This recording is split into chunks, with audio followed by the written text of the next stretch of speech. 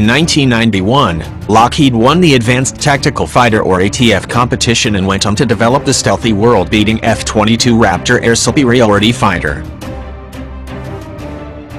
While in many ways, Northrop's losing YF-23 was a much better design, but the U.S. Air Force chose the Lockheed aircraft because it believed that company would better manage the development program and because the service thought the Raptor would cost less.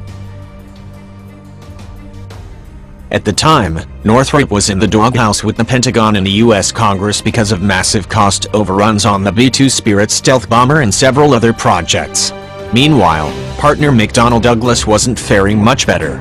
Representatives John Conyers told the LA Times years, "I don't know how the Air Force decided which contractors would build the ATF, but I can only assume that there was some long overdue consideration of Northrop's dismal track record of test fraud, contract suspension and fines."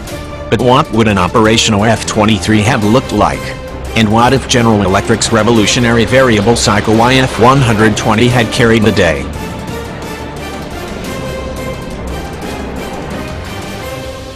Even in 1991, in terms of raw performance, the General Electric-powered YF-23 was acknowledged to have been the best performer even compared to its Pratt & Whitney YF-119-powered twin. The YF-23 had much better supersonic cruise performance, stealth and was only slightly less maneuverable at extremely low air speeds. Interestingly, the YF-22 and YF-23 had exactly the same trimmed AOA of 60 degrees. The YF-23 could do it without thrust vectoring. Those V-tails were very powerful, especially when coupled to an unstable airframe, said one source who is intimately familiar with both the YF-23 and the Raptor. The YF-22 probably had an advantage at very, very low airspeeds, but neither company had enough time to investigate dynamic low-speed, high AOA maneuvering. This was a good example of how a competition needs to consider the PR value of flight test events. Lockheed understood this and did high AOA and shot missiles and pulled 9Gs, all single-point, benign condition events, but they left an impression. The source added that in some ways, it might have cost Northrop the Advanced Tactical Fighter competition barring the other factors involved in the selection. ACC or Air Combat Command pilots were enamored with dogfighting, and Lockheed gave a good visual demonstration of high AOA, albeit a very limited and benign test, the source said. Northrop chose not to do high AOA during DEMVAL, and that was a mistake.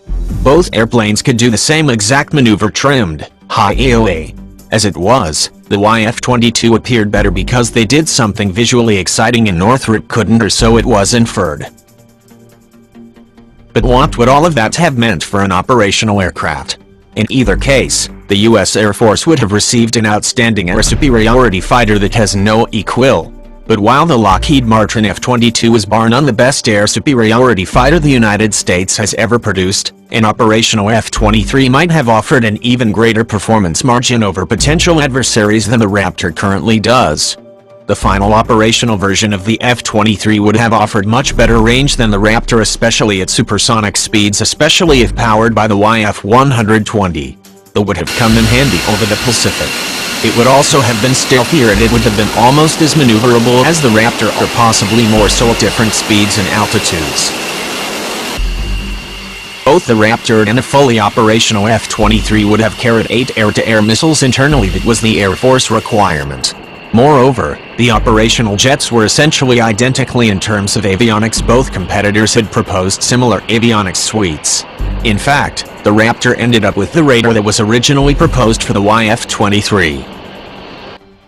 Ultimately, the Air Force ended up with an excellent plane with the Raptor, but both the YF-22 and YF-23 were outstanding designs.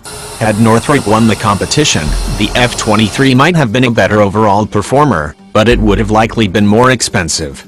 With the F-23, the Air Force would have a greater margin of superiority over potential threats like the Chinese J-20 or the Russian PAC-4. But would that have been worth the price differential? Hard to say, but one can only imagine.